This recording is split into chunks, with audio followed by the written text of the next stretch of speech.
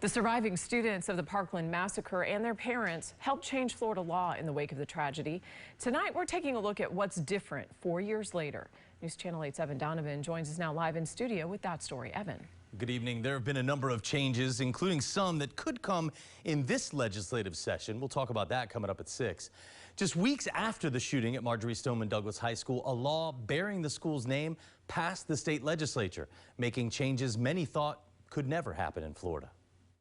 The Marjory Stoneman Douglas High School Public Safety Act raised the minimum age to buy a rifle in Florida from 18 to 21, matching the federal law for buying handguns from licensed dealers. It's still being challenged in court by the NRA.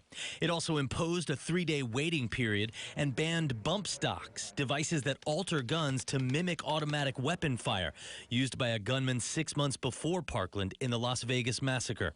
The Trump administration would later ban them nationwide.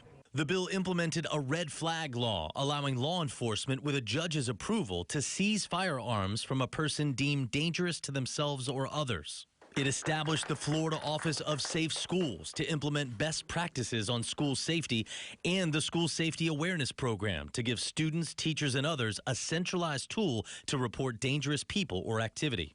Schools were forced to conduct risk assessments, name a school safety specialist, and conduct active shooter and hostage situation drills at least as often as other emergency drills. Lawmakers allocated millions of dollars to harden Florida schools, making buildings more secure and hiring more school resource officers, though the deputy on campus that fateful day failed to engage the shooter.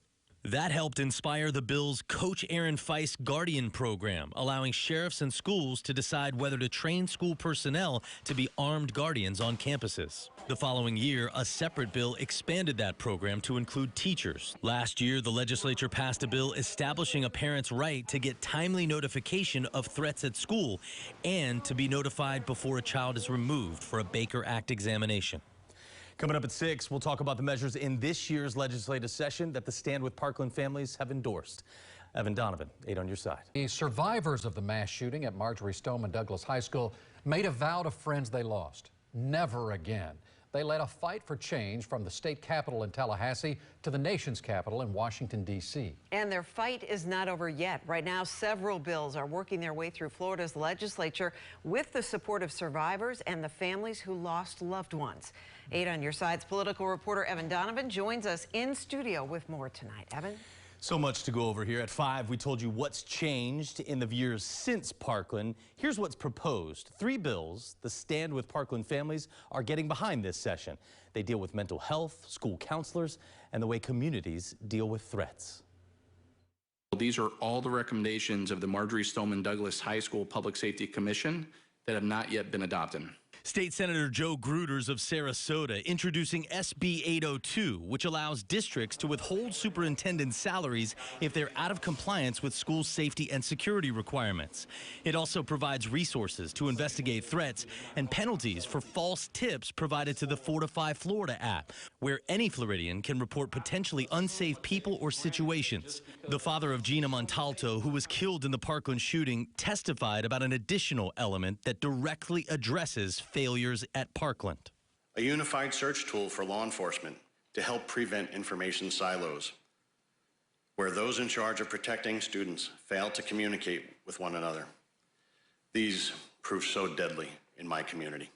The bill brings charter schools into compliance with safety mandates and maintains a directory of school-based diversion programs. And finally, this bill helps to improve the fidelity of the most proactive tool we have to prevent school shootings: the behavioral threat assessment.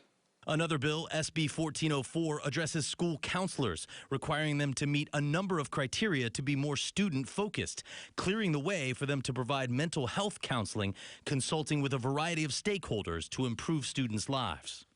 Especially in the current youth mental health crisis, wait times to see a therapist can be weeks, if not months, currently about 6 months. A third bill this session ensures students referred to a school-based or community-based mental health service provider are assessed within 15 days of referral. Services must be initiated within the month after. While the Parkland families have been successful on the state level, federal lawmakers have been slow to make similar changes nationwide. Live in the studio tonight, I'm Evan Donovan, 8 on your side.